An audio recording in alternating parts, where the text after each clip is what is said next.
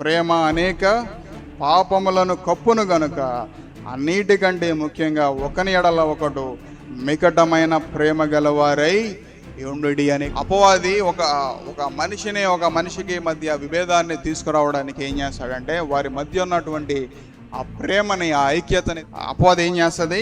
చెడగొడుతుంది ప్రియులారా.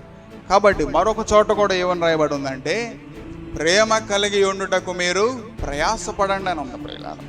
ఎందుకని? ప్రేమ అనేక దోషాలను ఏం చేస్తుంది? అనేక పాపములను కప్పును కనుక అన్నిటికంటే ముఖ్యముగా ఒకని ఎడల ఒకడు మికటమైన ప్రేమ గలవారై ఉండుడి.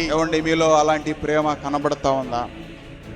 మీలో అలాంటి దయ, మీలో అలాంటి కరుణ, మనుషులు ఒక విధంగా చంపడానికి మీదకు వచ్చినా సరే మనం ఏం చేయాలి? అలాంటి సమయంలో వారికి దేవుని ప్రేమని చూపించాలి ప్రియులారా. అటు ప్రేమ మీలో కనబడతా ఉందా?